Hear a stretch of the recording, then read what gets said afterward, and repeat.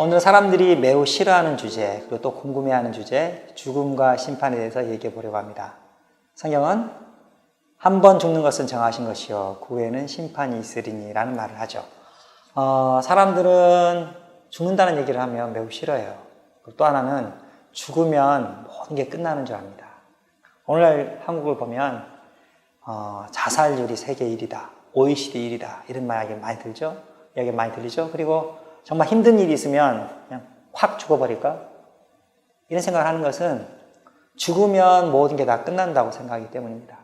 어떤 학생들은 학교에서 괴롭힘을 당하면 죽어버리고, 어떤 사람은 사랑하는 사람과 헤어지면 죽어버리려고 하고, 돈에 많은 빚을 져서 쫓기고 있으면 죽어버리려고 하고, 심지어 어떤 사람은 너무 양심의 가책을 받고 나쁜 일을 저질러서 나 같은 사람이 어떻게 살겠느냐, 확 죽어버려야지. 이런 것을 생각하는 것은 사람이 너무 힘들기 때문에 죽음으로써 모면하고 싶은 거거든요. 근데 성경에서 말하는 것은 한 번 죽는 것은 정하신 것이요. 근데 그 다음이 있어요. 그 후에는 심판이 있으리니. 만약에 하나님께서 계셔서 첫 번째 여기에 죽는 것을 정하셨다면 두 번째 심판도 정하신 것입니다. 만약에 죽는 것이 없다면 심판도 없게 되죠. 사람들은 하나님이 안 계시기를 바래요. 그래야 마음대로 죄를 짓고 심지어 죄를 져서도 편하니까. 속에서는 불편합니다. 우리의 양심이 얘기하는 것은, 그리고 성경이 얘기하는 것은 하나님이 계시다는 거예요.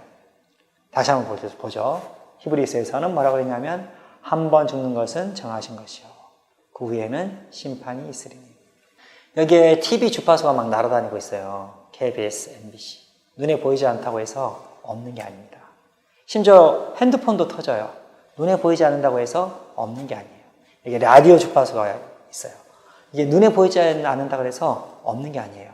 라디오를 켜면, 핸드폰을 켜면 반드시 알 수 있습니다. 하나님이 보이지 않는다고 안 계신 게 아니에요. 하나님은 우리의 양심 안에서 계시다고 말할 수 있습니다. 그래서 하나님이 계시면 모든 생각을 달리해 보셔야 합니다.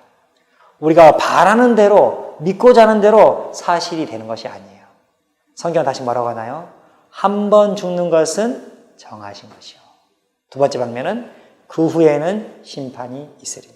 그래서 제가 오늘 네 가지를 말합니다. 첫 번째는 하나님이 계시다는 겁니다.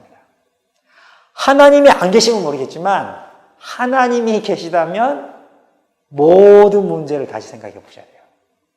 하나님이 안 계시면 잘 먹고 잘 살고 많이 즐기다가 떠나면 돼요. 그게 현명하죠. 어쩌면 주일마다 모여서 그 귀한 시간에 함께 예배드린 사람이 제일 어리석을 수 있어요. 하나님이 계시다면 판단은 달라지게 됩니다. 두 번째는 성경은 하나님이 계시다고 말할 거 아니라 두 번째는 여기 사람에게 죄가 있다는 걸 말합니다.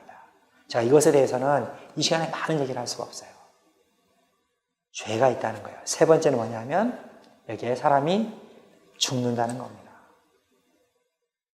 한 번 죽는 것은 정하신 것이요 그 후에는 심판이 있으리니. 여기에 하나님도 계시고 내가 죄 있다는 것도 아는데 여기에 내가 반드시 죽는다는 겁니다.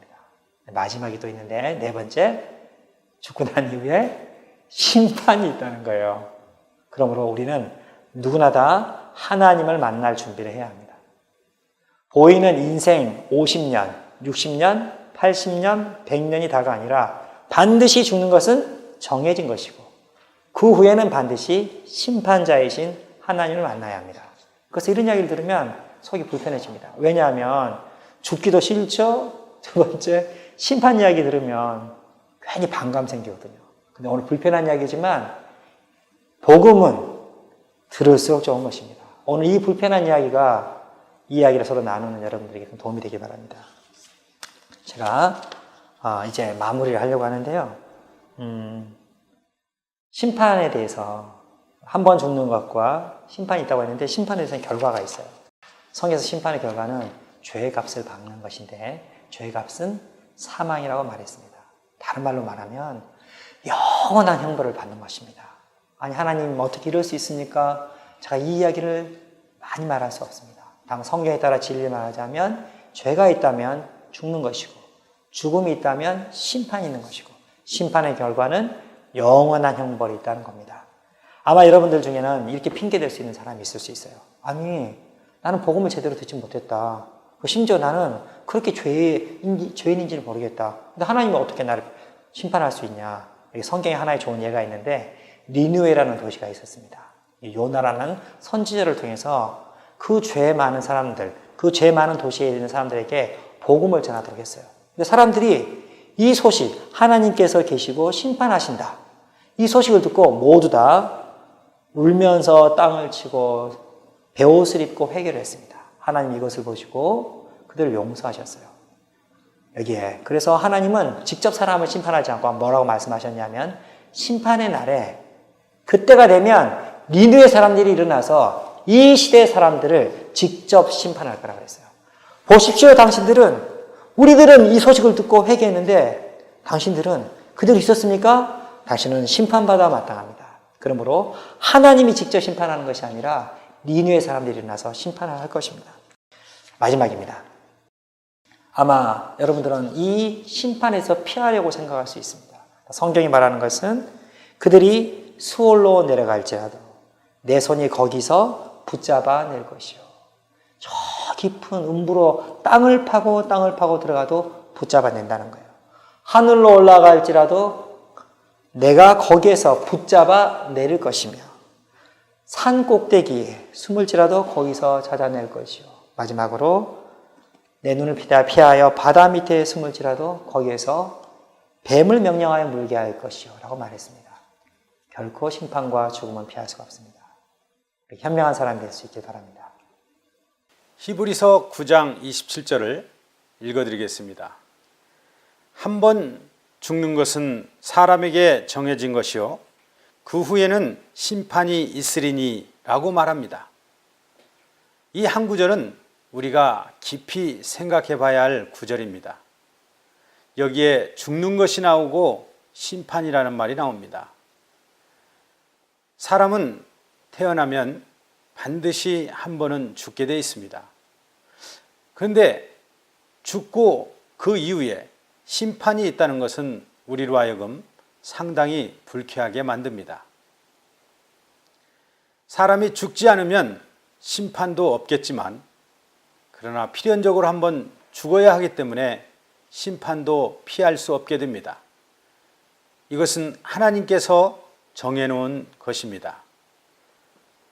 그런데 오늘날 많은 사람들은 심지어 하나님이 계시지 않다고 믿습니다.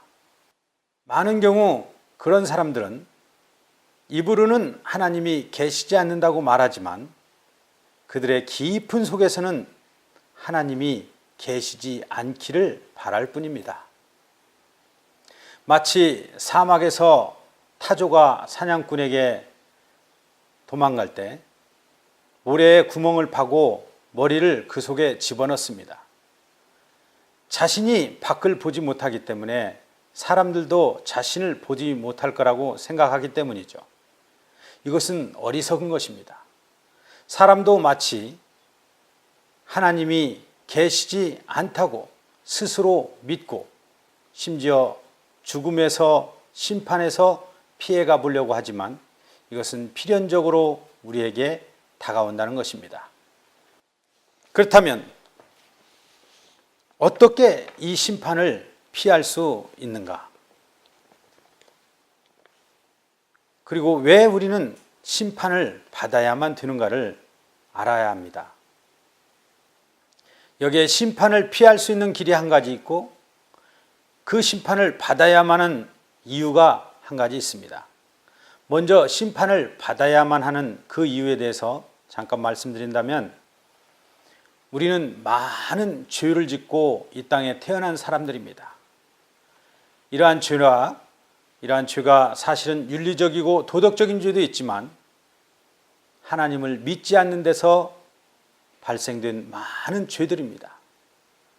그렇기 때문에 이러한 죄에서 먼저 우리가 해결된다면, 이 죄에서 벗어난다면 우리는 심판도 벗어날 수 있습니다. 그럼 우리는 이러한 죄에서 벗어날 길이 없습니다. 그렇기 때문에 하나님이 친히 아들 예수 그리스도를 이 땅에 보내셔서 우리의 죄를 대신 속량하셨습니다. 그분이 비록 2000년 전에 십자가에서 죽으셨지만 그 죽으심은 오늘날 우리에게도 여전히 적용되는 것입니다. 그분이 우리의 죄를 대신 담당하고 십자가에서 죽고 우리 대신 심판을 받으셨기 때문에 우리는 이러한 죄의 심판에서 벗어날 수 있는 것입니다. 이것이 우리가 심판을 벗어날 수 있는 방법이고 구원입니다. 제가 두 군데의 성경 구절을 읽어드리겠습니다. 먼저 요한복음 3장 18절입니다. 그를 믿는 자는 심판을 받지 아니하는 것이요 믿지 아니하는 자는 하나님의 독생자의 이름을 믿지 아니함으로 벌써 심판을 받은 것이니라 라고 말합니다. 이것은 사람이 한 말이 아닙니다. 이것은 하나님의 말씀이고 주 예수님께서 이 땅에서 친히 하신 말씀입니다. 그렇기 때문에 그분을 믿지 않는 자는 심판에 이를 것이지만 믿는 자는 심판을 받지 않고 구원 안으로 들어간다는 것을 말하고 있습니다. 또 한 구절은 요한복음 5장 24절입니다. 나 보내신 이를 믿는 자는 영생을 얻었고 심판에 이르지 아니하나니 사망에서 생명으로 옮겨졌느니라고 말합니다. 이 구절들은 첫째, 하나님의 아들을 믿는 자에게 주는 세 가지의 특권을 말하고 있습니다. 첫째는 영생을 얻는다고 했습니다. 이 땅에 있는 사람은 다 유한한 생명을 갖고 있지만 하나님의 생명만은 영원합니다. 그렇기 때문에 우리가 하나님의 생명을 우리의 구주로 받아들인다면 우리도 영생을 갖는 특권을 얻게 되고 또 하나는 심판에 이르지 않는다고 했습니다. 더불어 사망에서 생명으로 옮겨졌다고 말합니다. 이제 우리는 모든 것에서 다 해결됐고 해방받았습니다. 얼마나 놀라운 하나님의 축복이고 하나님의 큰 선물입니까? 우리가 그분을 믿기만 하면 영생을 얻고 심판을 받지 아니하고 사망에서 생명으로 옮겨진다는 사실입니다. 사랑하는 친구 여러분, 오늘날 여러분에게 하나님의 아들을 믿었느냐고 묻고 싶습니다. 아직 당신이 이러한 하나님을 믿지 않았다면 오늘 믿으셔야 합니다. 장래 심판대 앞에서는 이미 시간이 늦습니다. 그래서 오늘 우리는 다만 단순하게 우리의 존재의 입을 열고 마음을 열어서 하나님 그분을 받아들이면 됩니다. 주 예수님, 당신을 오늘 나의 구주로 영접해 드립니다. 나에게 영원한 생명을 허락하시고 나의 모든 죄악에서 구원하여 주시고 그리고 당신과 함께 심판에 있지 않고 영원한 생명에 함께하길 원합니다 라고 간단하게 기도한다면 당신은 이러한 모든 죽음에서 그리고 심판에서 구원받고 해방받을 수 있을 것입니다. 이것이 하나님의 약속의 말씀입니다.